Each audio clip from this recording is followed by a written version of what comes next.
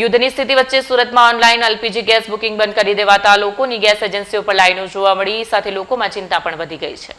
Iran પર Israel અને America દ્વારા કરાયેલા હુમલા બાદ શરૂ થયેલા યુદ્ધની સ્થિતિ વચ્ચે ભારતમાં અને તેમાં પણ સુરતમાં લોકોની ચિંતા વધી ગઈ છે, કારણ કે સુરતમાં ઓનલાઈન એલપીજી ગેસ બુકિંગ બંધ કરાયું છે, જેને લઈ લોકોની ગેસ એજન્સીઓ પર લાઈનો જોવા મળી રહી છે.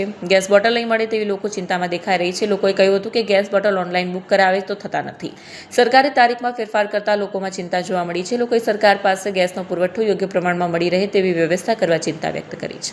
ધનસુખભાઈ તુલસીભાઈ ગોદાણી મારું નામ છે. મારો બાટલો લખાવવા માટે હું અહીંયા આવ્યો છું. ઓનલાઈન બાટલો બુક નહોતો તો એ માટે આવ્યો છું. બરાબર. આપણે અત્યારે ત્યાંથી મારે લગભગ 15 કિલોમીટર આજુબાજુ થાય છે. ત્યાંથી હું અહીંયા અત્યારે આવ્યો છું. બાટલો લખાતો નથી એટલે એ માટે આવ્યો છું. બીજો હું નિયમમાં ફેરફાર નિયમમાં ફેરફારમાં એમ કીધું છે કે ભાઈ તમારું 2 દિવસ પછી પાછું ઓનલાઈન બુક ચાલુ થઈ જશે.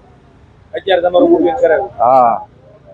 બાટલાની લઈને કેવી રીતની આખી લાઈનો લાગે છે? નહીં, લાઈન તો છે અત્યારે, પણ એ તો હવે આ કઈ રીતે બધું બંધ થયું છે એ કે આપણને કઈ કોઈ ખબર નથી પડી ગઈ. मेरा नाम नसीम बानू। क्या कहेंगे यहाँ पे? ये मैंने नाम चेंज कराया, मेरे घर वाले गुजर गए तो मेरे नाम पे कराया। 2000 रुपए का खर्चा करा मैंने उसे 2000।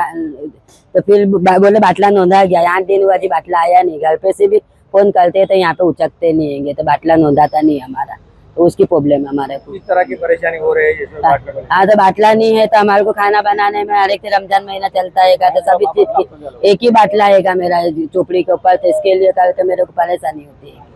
तो फोन उठाते नहीं, हमें बाटला नोंधाता नहीं हमारा। पहले रेगुलर आता था बाटला? हाँ, पहले बराबर आता था। अभी 8 दिन से तकलीफ है बस। अभी मिले तो क्या बोले?